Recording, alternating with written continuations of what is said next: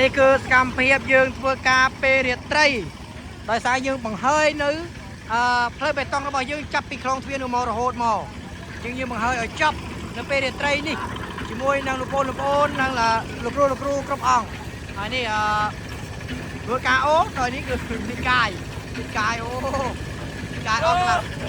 អស់ខ្លាំងដែរណាតែយើងអស់ខ្លាំងតែយើងសប្បាយហើយនេះកងទ័ពបោពីខាងព្រំខ្មោច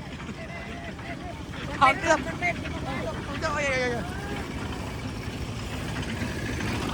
នេះយើងរៀបម៉ូមួយទៀតមកដាក់អន្ទឹមគ្នាដើម្បីយើងចាក់ហើយយើងយករួចយកនេះតែម្ដងអូ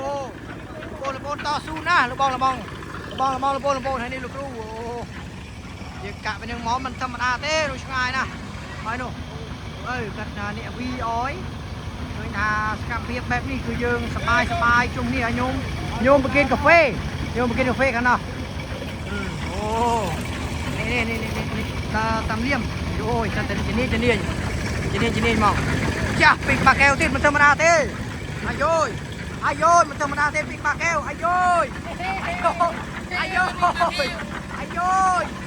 ម្មតាទេនេះគឺជាសំណងពិតប្រាកដមកពីខាងបឹងត្រោះលោកគ្រូបឹងត្រោះអាយយអូយធម្មតាទេអាយ៉ានេះគឺជាលោកគ្រូវត្តចោមកពីខាងវត្តចោចូលស្វាគមន៍មកពីខាងវត្តចោអាយយសត្វនេះខ្លាំងលោកគ្រូចាត់ការច្រើនមុនមកជួយអូយសប្បាយណាស់អូសប្បាយគឺសប្បាយក្នុងការងារយើងធ្វើការងារជុំគ្នាអូយអាយសប្បាយជុំគ្នានេះលោកគ្រូខាងវាអាស័យអែមហ្មងអូយអាយយហេ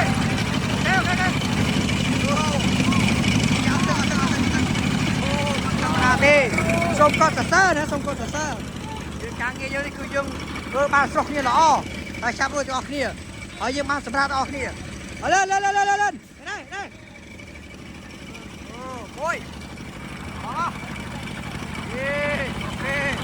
អាយយសប្បាយចិត្តណាស់ឃើញការងារនេះសប្បាយចិត្តមែនទេមកអូការងារយើងសប្បាយជុំគ្នា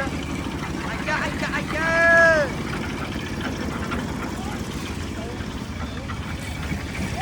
យើងបញ្ចប់យប់នេះឲ្យចប់តែម្ដងអត់ត្រូវខ្វាយច្រើនទេគឺបញ្ចប់ឲ្យចប់ត្រឹមនេះអត់មានសៅម៉ោង7នៅថ្ងៃស្អែកទេយើងបញ្ចប់វាគឺចប់សពគ្រប់តែម្ដង